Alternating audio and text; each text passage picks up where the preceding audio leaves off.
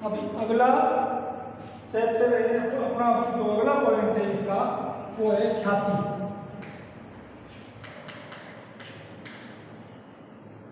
Goodwill.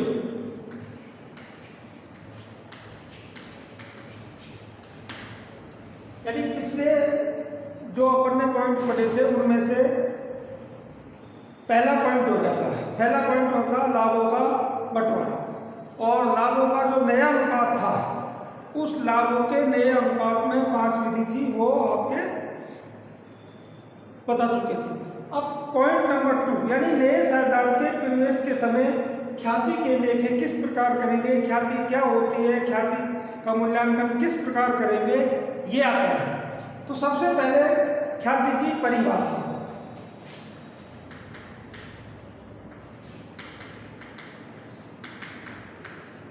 ख्याति एक ऐसी अमूर्त संपत्ति होती है, ख्याति एक ऐसी अमूर्त संपत्ति होती है जो दिखाई तो नहीं देती, लेकिन फर्म के लाभों में उसका बहुत बड़ा योगदान होता है।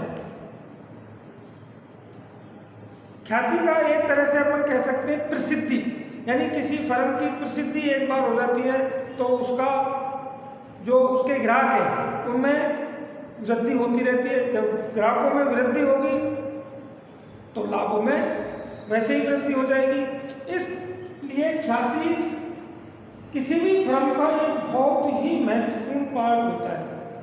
जितनी जिस फर्म की ख्याति होगी उसका उतना ही लाभ होता जाएगा। तो इसमें लिख लीजिए परिभाषा। ख्याति एक ऐसी अमूर्त संपत्ति है, अमूर्त संपत्ति है जो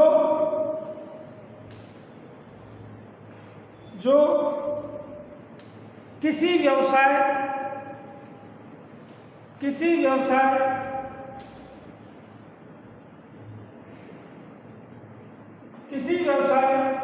में अपने पुराने ग्राहकों को बनाए रखती है तथा नए ग्राहकों को अपनी ओर आकर्षित करती है।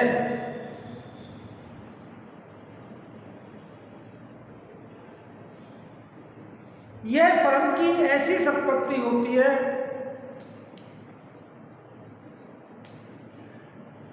जिसका कोई रूप, आकार नहीं होता है,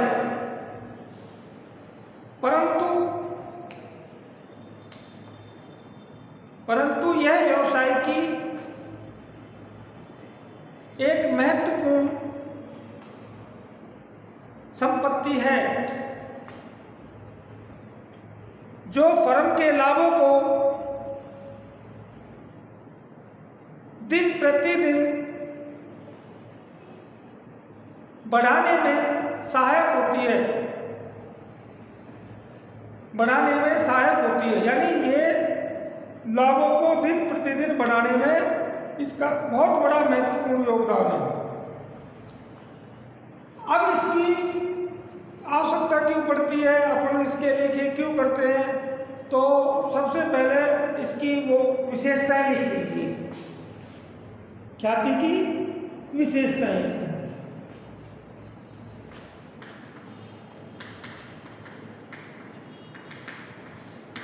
नंबर 1, यह एक अमूर्त संपत्ति है।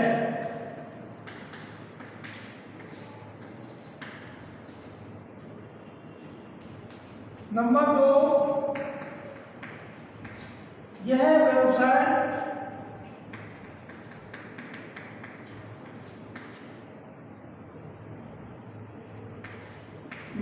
में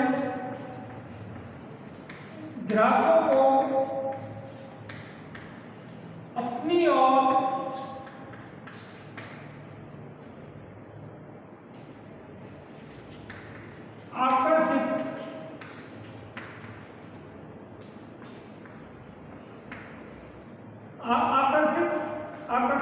करती है।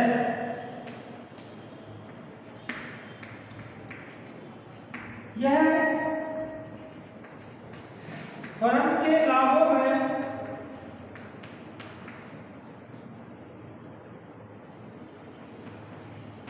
वृद्धि करने में सहायक है।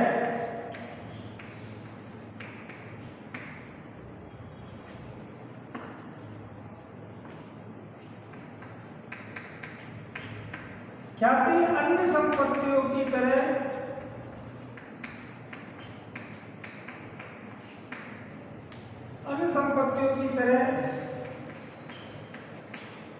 खरीदी या बेची जा सकती है।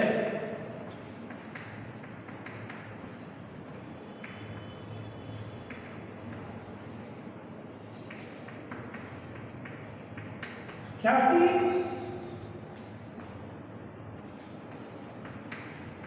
व्यक्ति के व्यवहार एवं कार्य प्रणाली से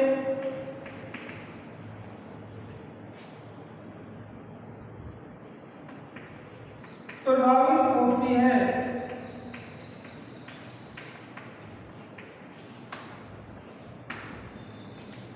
ख्याति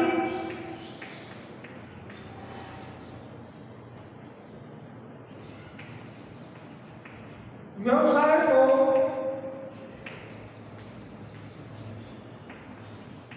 अधिक समय तक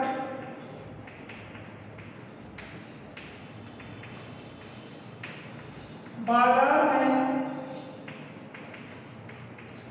बनाए रखती है।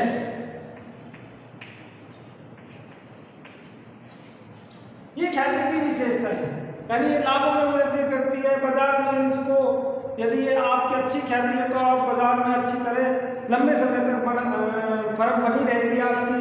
और ये जो व्यक्ति का व्यवहार होता है, उसकी जो अच्छी कार्य प्रणाली होती है, उसके आधार पर इसमें वृद्धि होती रहती है। अब है अगला पॉइंट इसी का, ख्याति का।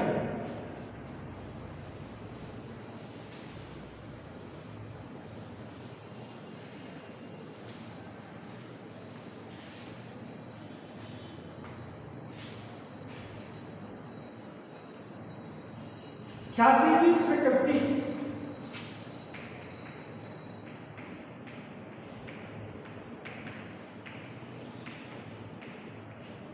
यानी ख्याति का नेचर कितने प्रकार का होता है।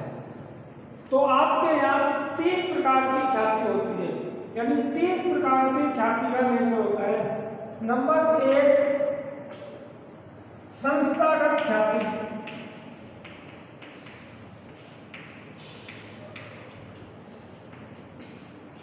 नंबर 2 व्यक्तिगत ख्याति। और नंबर 3 आकस्मिक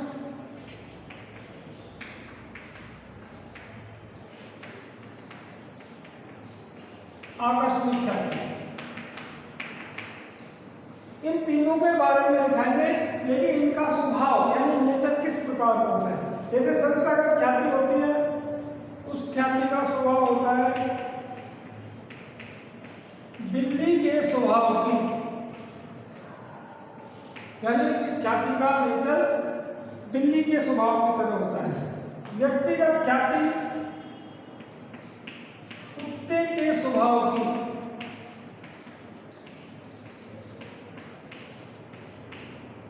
और आकस्मिक होती है चूहे के स्वभाव की। यानी इन ख्यातियों की तुलना बिल्ली, कुत्ते और चूहे के आधार पर की है। तो सबसे पहले आती है संस्थागत ख्याति। जब जिस प्रकार बिल्ली का स्वभाव होता है, बिल्ली का स्वभाव क्या होता है? बिल्ली का स्वभाव होता है कि वो अपने घर को नहीं छोड़ती। जिस घर में रहती है उसका मालिक कौन है, इसके ऊपर, बिल्ली के ऊपर कोई प्रभाव नहीं पड़ता। वो जिस घर में रहती है उसी में रहेगी, मालिक कोई भी हो। तो ऐसी ख्याति जो किसी संस्था के नाम से चलती है, जैसे आपका साहब रावत मिष्ठान भंडार है, तो रावत मिष्ठान भंडार का मालिक कौन है इससे कोई फर्क नहीं पड़ता। सोमानी अग्रवाल स्वीट्स है, SMS हॉस्पिटल है, ये बहुत सारी ऐसी संस्थाएं होती हैं जो अपने नाम से चलती हैं। उनका मालिक कौन है, उनमें कार्य कौन करता है, इसका कोई प्रभाव नहीं पड़ता, इसलिए इसको अपन निर्विजय स्वभाव की ख्याति कहते हैं। इसमें लिख लो, ये ख्याति किसी संस्था, ये ख्याति किसी संस्था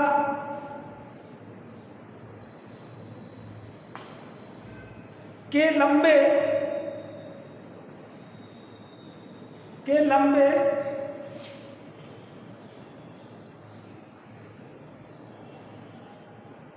ये ख्याति किसी संस्था के लंबे अनुभव एवं उसके द्वारा अच्छे व्यवहार एवं ग्राहकों की सुविधाओं को अधिक से अधिक ध्यान में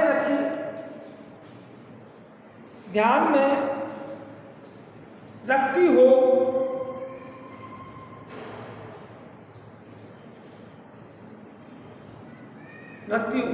ऐसी ख्याति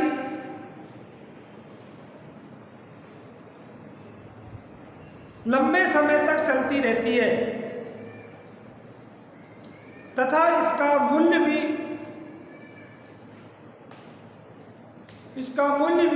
अधिक होता है।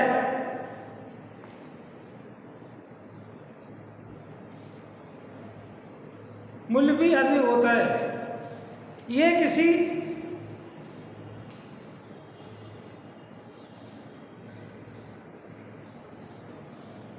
संस्था के नाम से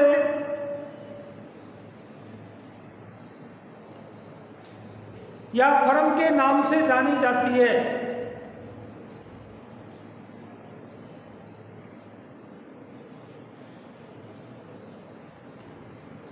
नाम से जानी जाती है।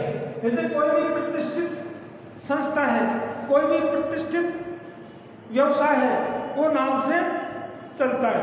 इसके ऊपर कोई प्रभाव नहीं पड़ता कि इसका स्वामी कौन है, मालिक कौन है। ठीक है। अब एक दूसरी व्यक्तिगत ख्याति, ये ख्याति किसी व्यक्ति के द्वारा अर्जित की जाती है। पर्सनल, व्यक्ति का स्वभाव, व्यक्ति की कार्य प्रणाली, व्यक्ति का अपना प्रोफेशन में उसका प्रोफेशन अच्छा हो, तो इस टाइप की है। जैसे कोई डॉक्टर है, तो डॉक्टर क्या करेगा, वो जब तक जीवित रहेगा तब तक वो अपने नाम से कमा कर खाएगा।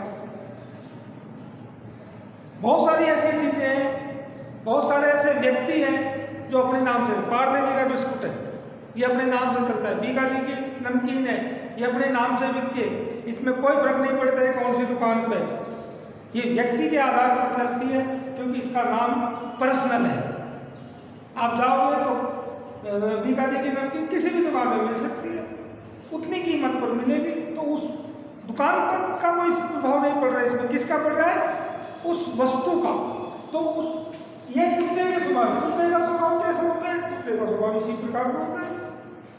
कुत्ता अपने स्वामी को नहीं छोड़ता, स्वामी के साथ रहता है, वफादार होता है। तो ये ख्याति भी व्यक्तिगत वफादार होती है। जब तक व्यक्ति जीवित है तब तक ये ख्याति रहेगी, उसके बाद स्वतः ही समाप्त हो जाएगी। तो इसमें लिख लो, ये किसी व्यक्ति द्वारा अर्जित की गई ख्याति है। इसके अंतर्गत जब तक वह व्यक्ति जीवित रहता है तब तक यह ख्याति बनी रहेगी। इसलिए इस ख्याति का जीवन या समय संस्थागत ख्याति की अपेक्षा कम होता है। संस्था लंबे समय तक चलती है, 100 वर्ष, 200 वर्ष, 300 वर्ष। व्यक्तिगत ख्याति उस वस्तु की, उस व्यक्ति की जब तक पहचान है तब तक चलेगी, उसके बाद स्वतः ही बंद हो जाएगी। इसलिए इसको कुत्ते के स्वभाव की ख्याति कहते हैं। तीसरी होती है आकस्मिक ख्याति, यानी किसी ऐसी घटना के घटित होने पर कोई ख्याति एकदम प्रकट हो जाती है, आकस्मिक प्रकट हो जाती है, बहुत कम समय के लिए प्रकट होती है। कोई व्यक्ति किसी या कोई संस्था कोई ऐसा कार्य कर लेती है कि उसका थोड़े बहुत दिन नाम होता है, उसके बाद वो फिर वैसे ही आ जाती है जैसे वो चल रही थी किसी एक कार्य से। तो कम समय के लिए चूहे का स्वभाव इसी प्रकार का है। चूहे का स्वभाव क्या है? चूहा जो होता है वो कभी यहाँ कभी वहाँ कभी यहाँ, तो ये ख्याति भी ऐसी है जो इधर उधर घूमती रहती है, इसलिए ये कम मूल्य की होती है। तो इसमें लिख लो, ये ख्याति चूहे के स्वभाव की होती है, चूहे के स्वभाव की होती है, जिसका मूल्य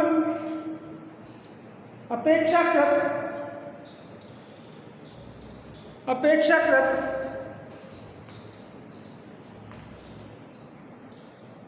कम मूल्य का होता है और इसका जीवन काल भी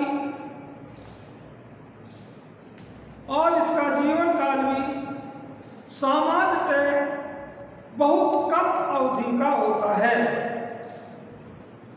क्योंकि ये किसी घटना के घटित होने पर ही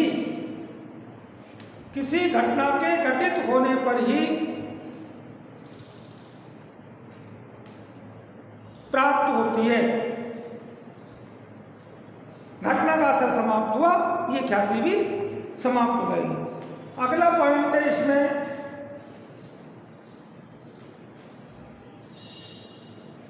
ख्याति का मूल्यांकन।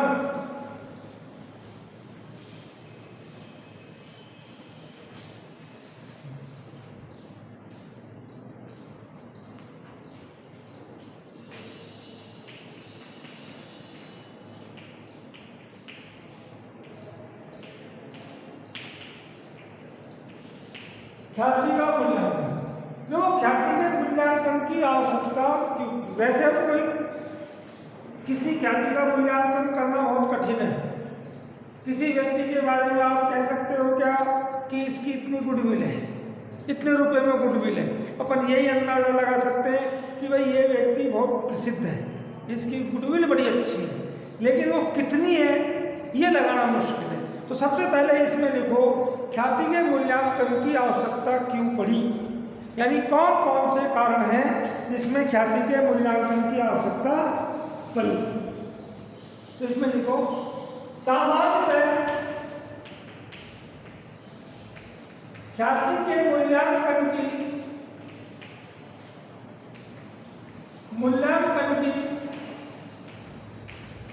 आवश्यकता निम्नलिखित परिस्थितियों में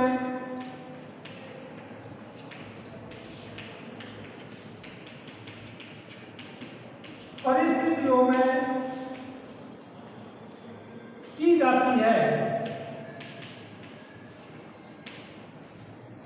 गुडविल के मूल्यांकन की सामान्यतः कोई आवश्यकता नहीं है। कोई व्यक्ति अपनी गुडविल निकाले तो उसकी कोई आवश्यकता नहीं है, लेकिन कई बार आवश्यकता पड़ जाती है। तो ये 5-6 वो है इसमें। नंबर 1, किसी साझेदार के अवकाश ग्रहण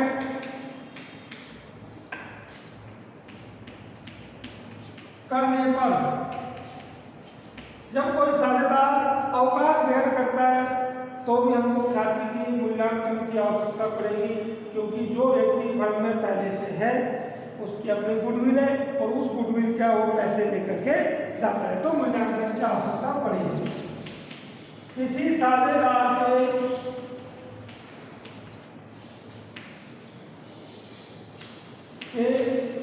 फर्म में प्रवेश करने पर यदि कोई साझेदार फर्म में निवेश करता है तो भी हमको ख्याति के मूल्यांकन की आवश्यकता पड़ेगी। नंबर 3, किसी व्यवसाय को क्रय करने पर, अगर हम कोई व्यवसाय खरीदते हैं तो उस व्यवसाय की गुडविल कितनी होगी, कितने की गुडविल है, उसको मूल्यांकन किया जाता है और उसी के आधार पर उसको खरीदा जाता है। नंबर 4 है, किसी व्यवसाय के विक्रय करने पर यानी बेचने पर या खरीदने पर, खरीदने और बेचने दोनों पर ही ख्याति का मूल्यांकन करना पड़ता है। नंबर 5 है, जब दो व्यवसायों यानी दो फर्मों का व्यवसायों का विलय किया जाए, यानी जब दो फर्म है, दो व्यवसाय हैं तो उनका जब विलय करते हैं यानी उनका एकीकरण करते हैं तभी इसके मूल्यांकन की आवश्यकता पड़ती है। छठा है, जब किसी फर्म को कंपनी में परिवर्तन किया जाए, यदि कोई साझेदारी फर्म है और साझेदारी फर्म को हम क्या बना रहे हैं, कंपनी बना रहे हैं, तो जब कंपनी बनाएंगे तो कंपनी बनाते समय उसकी ख्याति का मूल्यांकन किया जाएगा और उस ख्याति की राशि को उसके जो साझेदार हैं उनको दे दी जाती है। इसलिए इसके मूल्यांकन की आवश्यकता पड़ती है। ये 6 कारण हैं, और भी हो सकते हैं छोटे मोटे कारण। ये वो बातें हैं जो मूल्यांकन की आवश्यकता पड़ती है। नहीं, वैसे कोई जरूरत नहीं है ख्याति के मूल्यांकन की, क्योंकि ख्याति को अपन पुस्तकों में दिखाते भी नहीं है जल्दी से। वो मैं बताऊंगा कब दिखाते हैं कब नहीं दिखाते। अब ख्याति के मूल्यांकन की विधियां,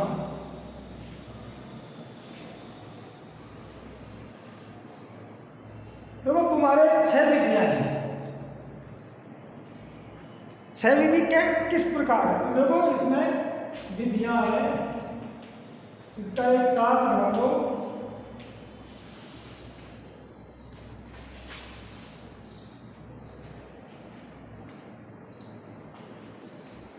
एक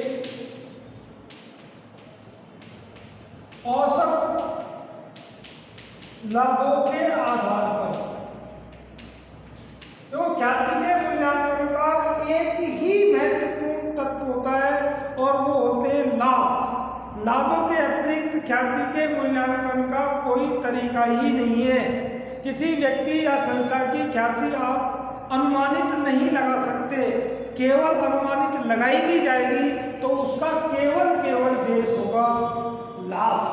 और लाभों को 2 भागों में बांटा है, एक तो औसत लाभ और एक होता है अधिलाभ। अधिलाभों के आधार पर सुपर प्रॉफिट। औसत लाभ कितने प्रकार के होते हैं, ये 2 प्रकार के होते हैं। पहला है सामान्य औसत लाभ और सेकंड होता है भारित औसत लाभ।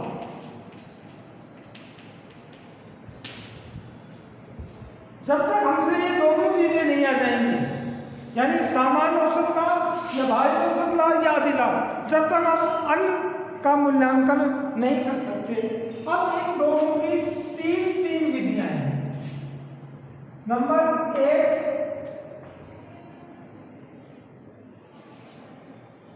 वर्षों के क्रय के आधार पर।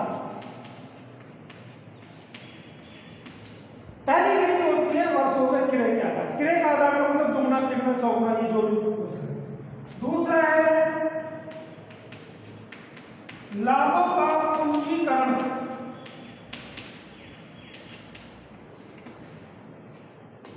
यानी लाभों का पूंजीकरण किस प्रकार करेंगे। और तीसरी विधि है वार्षिकी वृद्धि विधि, यानी होती है टेबल वार्षिकी, यानी उसमें 1 रुपये का मूल्य दिया जाता है, वो मैं बात बताऊंगा। तो वर्षों के क्रय के आधार पर दो होगी,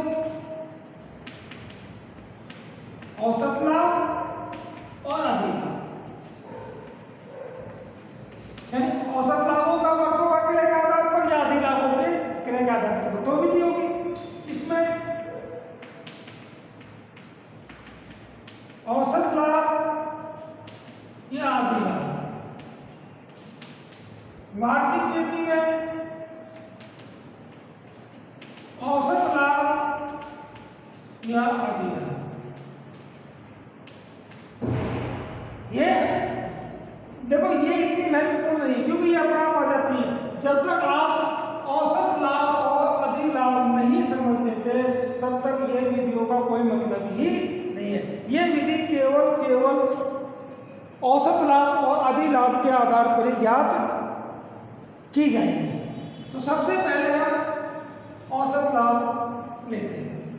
तो देखो ये उतार लो पहले इसको एक बार, औसत लाभ और अधिक लाभ, ये आपका एवरेज प्रॉफिट होता है, ये आपका सुपर प्रॉफिट होता है। तो दोनों में क्या अंतर है ये भी बताएंगे। तो सबसे पहले आप औसत लाभों के आधार पर, यानी औसत लाभ क्या है।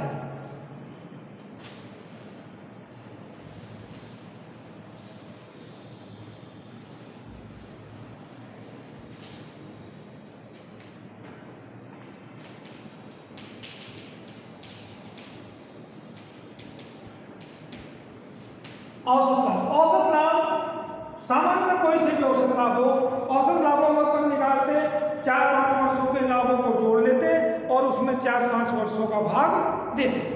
जैसे कई बार कहते हैं ना कि औसत रन रेट क्रिकेट में देखते होंगे आप लोग, तो उसमें औसत रन रेट का मतलब क्या होता है कि सभी साझेदारों की, यानी जितने भी खिलाड़ी हैं उनका औसत रन रेट कितनी है। तो सभी खिलाड़ियों के क्या जोड़ लेते हैं अपन, रनों को जोड़ लेते हैं, कुल खिलाड़ियों का भाग दे लेते हैं। और औसत रन रेट अगर हम ओवर के हिसाब से, तो अपन 20 ओवर का होता है, 50 ओवर का, जितने का ही होता है, उन ओवरों का भाग दे देते हैं। जैसे मान लो एक खिलाड़ी ने 30 रन बनाए, एक ने 20 बनाए, एक ने 0 बनाए और एक ने 15 बनाए और एक ने 25 बनाए। ये 5 खिलाड़ी हैं। तो 5 खिलाड़ियों का औसत रन रेट क्या होगी, तो अपन इनका जोड़ लेंगे 40 और 90 बटे 5,